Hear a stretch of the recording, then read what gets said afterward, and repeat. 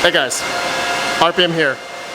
Hope you're doing well, having a really great day. I want to update you guys on day number 2 of running the evaporative cooler.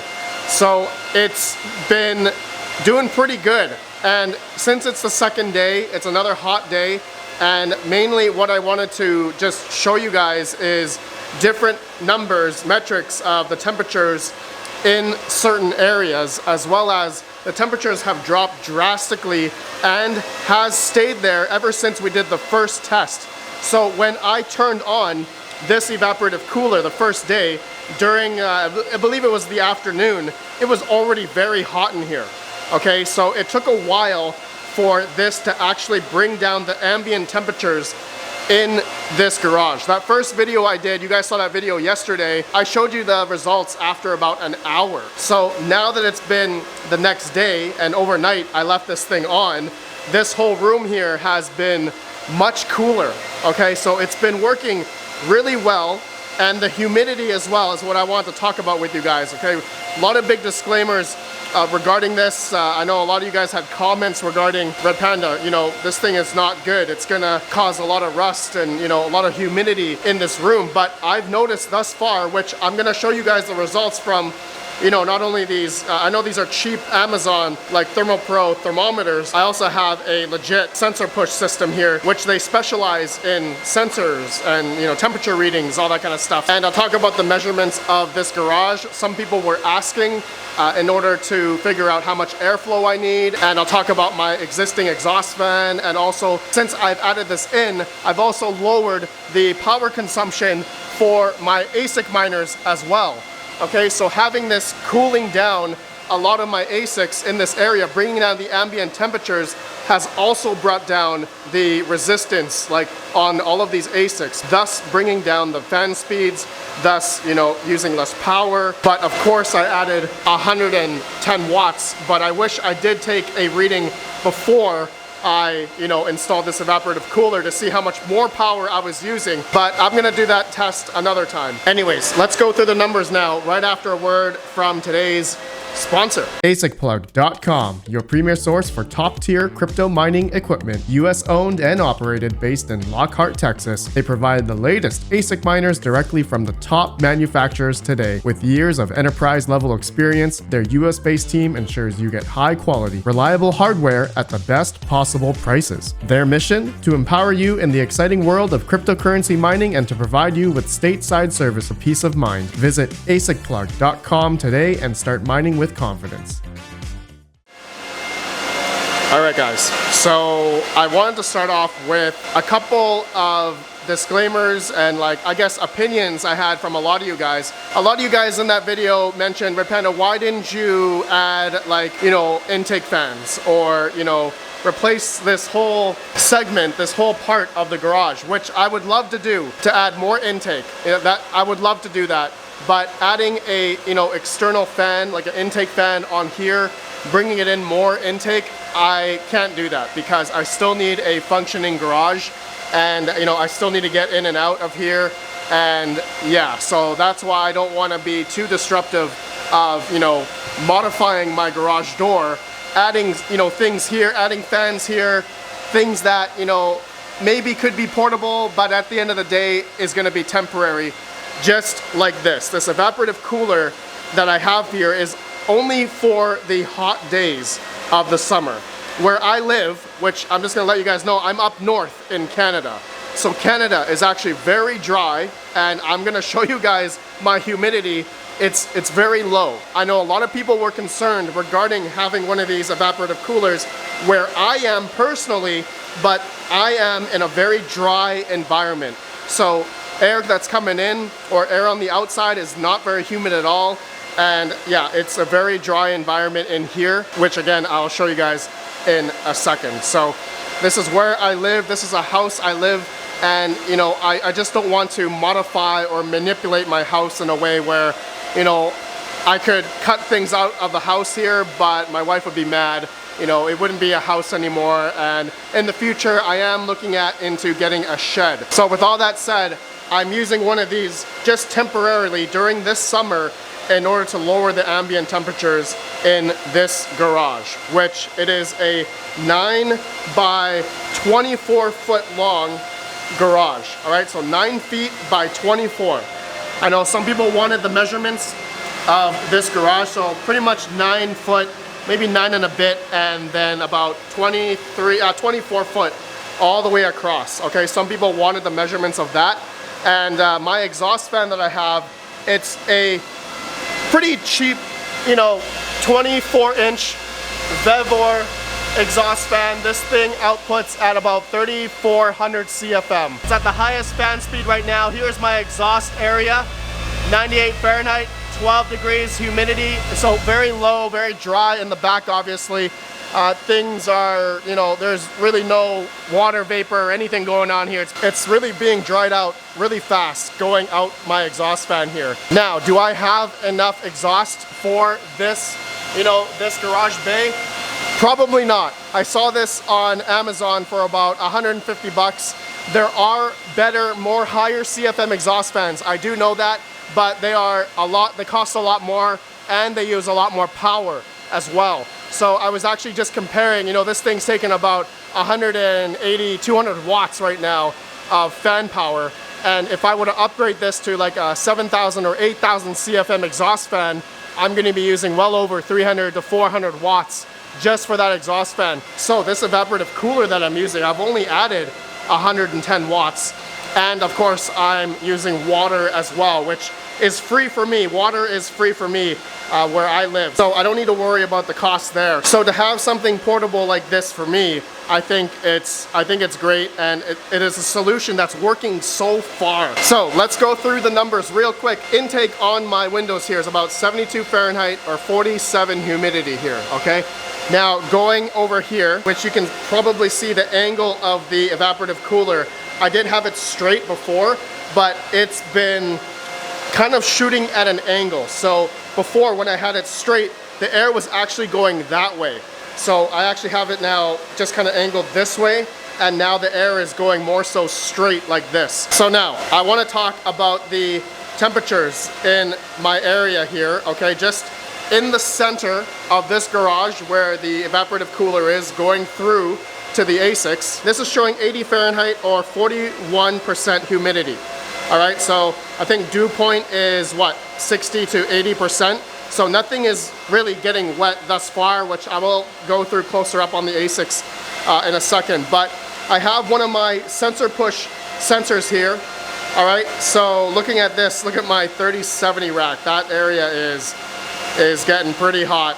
But my ASIC rack, okay, I brought the sensor here.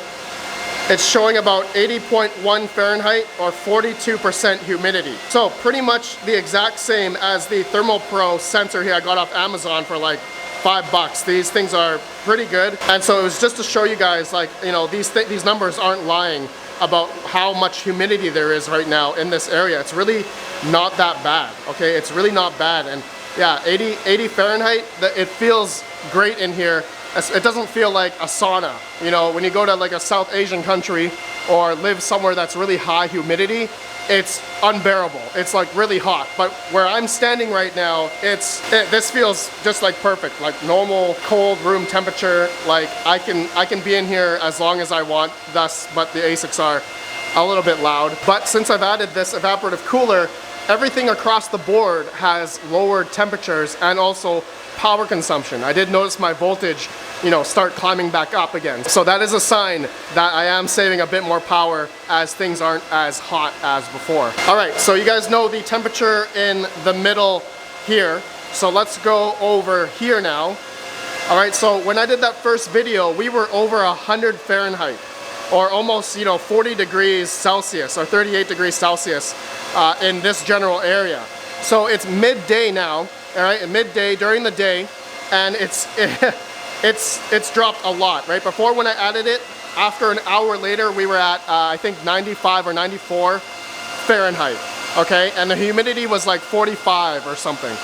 But now we've dropped down the next day, next afternoon, everything's cooled down during the nighttime in this area here. The next day, still a very hot day. You know, we're at 82 Fahrenheit now, 40 to 41% humidity, and 28, 30 degrees Celsius. So not bad, right? In this area, same thing, 82 Fahrenheit, 41% humidity. At the top here, we are at 91 Fahrenheit, 30% humidity. So I think in regards to the water vapor, I guess the evaporative cooler, the water that's in there that's coming out shooting this way, I really don't think it's gonna be a concern that any of this stuff is going to rust. And so a good indication is gonna be, these fan grills. I think these things rust a lot. I did receive one of these K2 FPGAs. I don't know if you guys can see it, but these fan grills are rusted to heck, and I think this is one that came to me from Florida. These are extremely rusted. I don't know if you guys can see that. Like, look at that. These fan grills are rusted. I can feel that right here. Like, they're not shiny, there's dirt, it's not coming off, it feels rusted. But now, we're taking a look at my, obviously it's only been a day, all right, since I've installed this. And I guess over time, over the next, I don't know, couple months, we're gonna see if these fan grills are gonna be rusted, right? I guess that'd be a good indication that if my hash boards or any other electronics are gonna be ruined from this evaporative cooler, I guess we'll find out. But reading the comments from some of you guys, you mentioned I shouldn't have to worry about the humidity because it's very low. I'm not above 80 or 90% humidity, so I don't think I have to worry about that in terms of my stuff, all my ASICs being rusted out. But I am no specialist, okay, when it comes to, talking about heating or cooling. Everyone's environment is different, okay? That's why I've been trying to figure out some method where I can just easily, roll this in, plug in the hose, which, again, I'm gonna have the hose probably come from over there. Chump change, I need to talk to you. I'm gonna have a hose come here. It's just for the hot days. And so the cooler days, which is like 10 months out of the year for me in Canada, it's raining and cloudy, snowing, I don't really need to have this here. But during the summertime when it's hot, that's where I'm gonna be needing this. So one thing I wanted to show you guys, I have a heat gun here. So I noticed majority of the like the cool air was actually flowing towards my GPU side. Okay, you guys can see the roof there. I don't know if this is zooming in for you guys, but you see a lot of heat is on the top left there. Okay, as we go closer, okay, a lot of heat is coming out of my 3070 rack area. Because similar setup with my other garage, okay, I have the open window panes from my garage here, and I don't want to cut out anymore or replace this thing, cut out holes in the wall of my house. I just renovated this place. So yeah, looking at this area here, it's hot, it's getting hot. And I'm thinking of trying the evaporative cooler on this side and seeing how it goes. Yeah, because this area is also getting pretty toasty. But mainly, I just wanted to test one of these because of just how hot the ambient temperatures was in this garage. And it's nice now because my office is also right above. So my office above is no longer hot, okay? It's actually cool now, which is really nice, So I'm gonna have to say that this evaporative cooler was a success for me here and has saved my garage. Granted, I only added 111 watts, right? So this is, I think in a way, I'm saving power because I've lowered the temperatures of my ASICs, and you can tell like my ASICs fans have also come down.